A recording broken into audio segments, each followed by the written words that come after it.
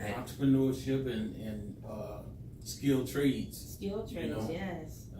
They're pushing a lot for technical colleges and because how many people have went to college, got a bachelor's degree, and not even doing work in that field? So many. The engineering is, hey, go get the best education you can, be safe, get a check. But I realize that if you really want to acquire wealth, then you got to have more streams of income other than you just being an employee. You got to be a business owner. You got to be an investor. You got to understand what the money language is really about, and that's what I focused on. I found a niche, and I said, hey, I can solve a problem. So when they come to me, Mr. Powell, I don't have credit. I don't have buying power. Let me teach it to you.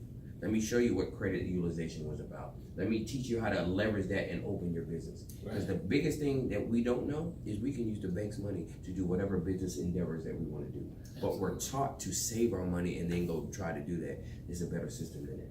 And that's what I try to do, is hire the education of how to get money, how to meet people, networking, and the empowerment of that is where the Brotherhood nonprofit came into play.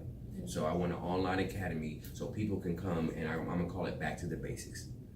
Do you find that the students that you have coming in, are they receptive to learning and making themselves well-rounded, where they're not just complacent with, cutting hair? Let me learn how to cut hair and go get a chair and rent a booth in somebody's shop, but from my understanding, you're teaching them about the business and how to be a business. And how to reach ownership. Absolutely. Because anything we do in life, you want to own something so you can help the community, because living is about giving. So if you become an employee all your life, then you'll be safe, but you're not going to create, access to money for your family. So when they come to me, oh, I want to be a barber, but they leave me inspired, want to be a business person. Okay. And that's the beauty of it. Yeah. They say, oh, this is easy. Oh, I can discipline myself in credit cards. I can discipline myself in my LLCs. I understand what investments are, how to get into real estate. All they did was sign up for barbering. So what is your class? Is it a mix of mostly younger guys, older guys? It goes mix? From, I have females in my class. I have, from the demographic standpoint, I have Caucasian, I have Black, I have Mexican. They all come from all walks of life. And my reputation now is starting to grow. So people are starting to say, hey, you want to be in Mr. Powell's class because you get a high value on our education. So that's what I'm trying to promote. So now I'm going to the barbershop culture out there in the field and telling these owners, say, hey, if you don't have barbers, come to the Brotherhood Network. I have a directory of barbers that are highly educated with a high pedigree that you have access to. If you need an apprenticeship program and your apprentice in the shop is not trained very well, come to the Brotherhood platform so I can restructure their training and have 100% certification of them passing their state board. So you're making it where it's not so competitive. Right. And I mean, of course you have competition, but you're making it where the barbers can come together and let's do this. And the thing, there's 10 million people populated in Georgia. For a barber to solidify a $60,000 career, all he has to do is find 300 people to do business. There is enough population in this Georgia for me to help every shop in Georgia. Right. There should be no competition. Okay. Because one thing, my belief and my values are, we're powerful in numbers. Right. If we're a unit, then we can travel a lot further. Right. If we're not tearing each other down, then we can help each other. How did you get that $300,000 house? How did you get that BMW? Come to the Brotherhood platform and I'm going to teach you a new technique, a new system, re-educate your mindset, elevate what you thought you knew. Because my mentor taught me, he said, the greatest gift that you can possess in life is learn something and learn how to unlearn it and learn something else. Wow. And so we can't get stagnant in our thought process and say, we know this is status quo. We know everything. Because sometimes it's the engineering that happens that you think this is what it is until somebody comes along and teaches you something different. So that's what the Brotherhood platform is all about, bringing communities together. And it's not even barber communities. It's people like what you do on your nonprofit, whatever business you do. We can create a alliance in a directory so we can support each other. Absolutely. Exactly. And we can have a funnel of a system that we can all have access to, and we'll live our lives and be good. What I'm hearing from you is that you have the mastermind behind what we call cooperative economics. Mm-hmm. And it's a pool of organizations coming together and doing just that, working cooperatively to build wealth and have more generational wealth. Yes, because that's the legacy. We got to teach our kids to leave something behind. So the term you hear all the time, oh, he's a silver spoon baby, he's privileged. we can have the same privilege for our kids. Right. But we just got to understand where's the information coming from, how is it directed. Leave something besides that. And when you learn something, Exactly. apply it. Because if you don't apply it, you just hurt me. But that, I think, is awesome, just the mere fact that you have this information, you have this knowledge, and you're more than willing to share it. Because oftentimes we have people that attain a certain status or a certain wealth or a certain financial status, and they hush and they keep it to They'll themselves. stiff arm you, and they'll be like, "Man, sir, can you give me the information? I'll get back with you." And to me, I think it's great how you're sharing. We can't and trying to bring it together. Right. We can't. We gotta share it. We have to share. One of the things that we as a people don't realize is that when we hold on to that information, it will die after you're gone. You're right. So the more we share, the more we grow. Because as you brainstorm, you're trailblazing the one idea, someone else will come on and tag and add on additional information, and we'll grow and develop more. Right. You know, Black Wall Street is something that we can have. We can do it because we just have to show the younger millennials that there's a different path than what you're seeing. That's right. This whole looking at us as animalistic, discounts and not doing right by our money, not taking care of our kids, that can change in a single conversation if they see that we're all together. We're all going in the same direction. Because one thing I do know, it's not about what I say, it's about what I can prove to you. And results. And we like results. We want to see the results, and the results have manifested in my students. Exactly. They came to me with a 500 score, leave with a $700, $6,000 in their wallet, and the mothers come up to me, hug me like, "Mr. Powell, you're the best mentor that my son could have ever had." And it's I love it. It makes my skin get goosebumps when I know that I was able to help somebody make a better life for themselves. So, Pony Boy, do you know how many loaves of bread or different brands of bread there are in the grocery store? Let's take Walmart. How many different brands of bread? Yeah. Well, you asking the right man about bread. Because I like Captain John myself. Nah, honestly, I don't, but I know it's a lot. I just bought a loaf the other day, and I went through some. They had Captain John's on the bottom. That's the one I went to get. Okay. What about you, Mr. Powell? I don't know. Maybe loaves of bread, Wonder Bread, maybe 5, 6. Jesus had about 5 loaves of bread. Right. Maybe 6 different brands, 7 different brands. About 7 different brands? Mm-hmm. I don't know how many there are, but my point to you is, do you think John Durst, Wonder Bread, Nature's Own. Mm-hmm. Do you think they care about another brand of bread coming and being on the shelf along with them? No. Do you think they care? No. Well, does anyone think they care?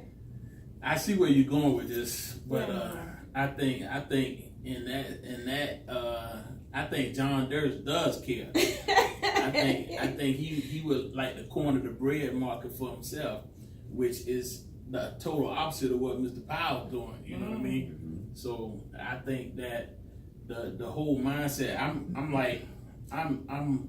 I applaud you. I appreciate Yes. it. I salute you. From a brother to a brother, I salute you, because what you're doing is going against the status quo. What you're doing is something totally different than the average guy is doing. Like I just said, Captain John, he would like to sell all the bread himself. He don't want to tell anybody how to make that bread so soft and buttery. Let me stop before I get on. Right. But what you're doing, you're sharing this information with these barbers and students that, just like you said, can transform their lives. Mm-hmm. And if they take the information that they get from you and they share it with the next one and the next one, then that's when we're going to change the stigma. We're going to change the scope and the culture of how we do business. Right. And that's what I want to change, because I see barbers right now go out to the industry and they're not making any money. Right. They have the skill, but they're not making any money. So they go to the warehouse and they leave barbering alone. But if now they understand what it takes to make money, how to build a business, the importance of being a professional, the importance of being highly educated, speaking in technical terms, that's going to translate for the consumer to respect you as a professional. Absolutely. So I got to get the information out. I got to show them that, hey guys, there is a lot of money as a barber you can come and make. Barbers, you can make 6 figures. V, if you don't mind, just for the ones that may have missed Mr. Powell's breakdown on a previous show, real quick, could you share with me the give the consumers, potential consumers and consumers, a breakdown of the pricing, how you go about, because we want consistency. That's important. It is. See, the consumer, to me, their civic responsibility is to get something cheap. And I understand that. So I came into barbering in 1996, and we was charging $15 for a haircut. If you fast forward my 22-year career at 3%, 2% inflation to it, you're gonna find out that the market value for a haircut right now is $28. But where the barber cannot get $28 is because you don't appeal to the consumer for that value. You got your clippers that are dirty, the shop is not clean, you're not a businessman. You don't make a stand, so you can't get it. But I teach that, hey guys, if you tell the consumer, hey, I'm giving you value for this $25. Right. But the breakdown is this: where the consumer doesn't understand is barbers have to pay a self-employed tax. We get taxed at the highest rate, 33%. And if you went to barber school and got a student loan, you must pay your student loans back. So let's kind of factor these numbers into math. If I charge $10 for a haircut, which the consumer wants me to, I pay 33% taxes, pay my student loans back, then I'm making a $2 profit. If not under in the red, negative $3 on that $10, I'm not making no money, but the consumer leaves very happy. Right. So that's not a way to do business. Right. When you structure the formula of how business is structured, you're gonna realize that you need to up your price based on what it costs. Because right now it costs $19,000 to get your barber's license. That's high. 19,000. And if you take any community college, an associate's degree is going to net you about the same as in your semesters, about $20,000. Their entry level positions are $35,000. So we have to make that same mark. We can't do that at $7. We can't make $40,000 a year charging the consumer $10 a haircut. We'll work our finger to the bone. Right. Right. And we will be tired, and then the occupation doesn't give back, and then that's why barbers leave our industry. And I'm gonna be honest, I'm the type of guy I like to get it. I'm in the barbershop at least twice a week, and I like fresh cut and fresh shave and everything. But up until I heard your breakdown, and this is just being honest, up until I heard your breakdown, I was thinking about me. Right. I was thinking about, I want the best deal. I want to look good, and I want the best deal, the lowest price. I want a low price, but I want a quality cut. Right. You know, and oftentimes you remember people used to say you get what you pay for. True that. You know, but when you broke it down and you actually had to remind me, barbers have families too. That's right. They do. I'm not the only one with bills and everything. The barber has bills. The barber has overhead. And the barber gets no vacation time. Come on now. You don't go to work, you don't get paid. You can't, I'm not calling in today and I'm gonna still get my check. Right. You're not. So you got to, as being an entrepreneur, you got to work harder. Right. To sustain your lifestyle. So, but education can be transferred just like you today. You're admitting, and I applaud you to say, you know what, Mr. Powell, I was thinking about me. That's right. But now the consumer can understand, hey, these barbers really have to go through a lot. I teach anatomy, I teach chemistry, I teach pH balances, color, chemical hair relaxing, haircuts, shavings, technical terms. That is a lot that goes in a barber to be a polished barber when he gets a certificate. So if the consumer understood the route, the journey that they took, they're gonna respect the business stance on when they say, hey sir, it's $25, it's a fair price that I'm charging based on what I just went through to be behind this chair to protect you. Correct. I want to come to the school. Definitely. Where is the school located? The school is located 3655 Macklin Road, on the corner of Highway 92 and Macklin. You can't miss it. We got the whole plaza. It's Vogue Barber and Beauty School. There's a cosmetology department on one side, barbers on the other. I got 20 students, and the customers and the community love what we do. They always come by. Let me tell you, y'all got my baby sister looking fly. Okay, yeah. I gotta come through. They all learned it from the class. Mm-hmm. It's a very great school. And Mr. Powell, we have a great idea behind empowering our youth. Okay. We have to do a little bit more of it. One of the lost arts is that of the black male being there for our younger black males. I would agree. So we applaud you for being one to empower so many more youth in the school Absolutely. and also outside of the school. And you're right, because if a person, even if you're not a barber, let's just take the skill, I'm a barber, but you take my financial class, and that's universal. And you have money, now you can take care of your kids. Your child support's paid on time. You're living in better neighborhoods. You're feeling more comfortable. You're staying healthy. So this trickles down to a whole lot more than me. It's bigger than me. Yeah. But I want to change our culture and get back to where we're living life, and you see smiling, you're not looking at YouTube and you see people fighting. And when I see all of this chaos going on in the world, it's not, I don't blame them per se. I just blame that you don't have the information to change your life. That's Or right. you don't have the mentorships in place that you can come to, which the Right. Brotherhood platform will give you mentorships Right. and structure your level of thinking. Because as a man thinketh, so is he. Exactly. Exactly. And I'm a firm believer in that. A real man, one real man can make a difference. One real man can impact so many lives. I applaud you. I salute you. I appreciate it. I go back to history, because every movement that we know, Malcolm X, or anything we try to do, it was a movement. So I'm now trying to get a movement, and I ask everybody to please get on board with this movement. I can't do this myself. I'm gonna need the communities. I'm gonna need the world to kind of look at what I'm doing, the Brotherhood platform, donations with the nonprofit. I need resources, and anybody that can help me, for me to continue my message and help more people. It would be great. It would be a blessing for me to continue this journey. So how would you like for them to get in touch with you, Right. Mr. Powell? Okay, so the Instagram is probably going to be right now the easiest way for you to see everything that I'm doing. If you go to DP the Professional on my Instagram, you're going to see a link on a link on my Instagram, and it'll bring you to other platforms of what I'm doing. Okay. If you want to book me as you want to be a client, you can see me. If you want to know about the Brotherhood nonprofit, there's a link on there for that. And you want to see the YouTube channel, there's a link on there for that as well. So I got a lot more information coming out. Y'all follow me. I'm on this journey, and I'm motivated. I got my track shoes on, and I'm not going to stop running until I reach a lot of people and try to change their lives, one person at a time.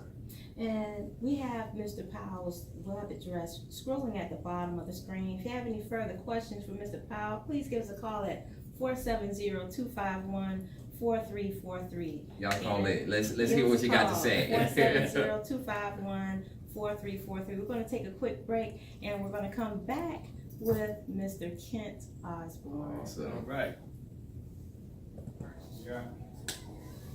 All right. So, My man. I mean, got a little advice there. Excellent. So we're going to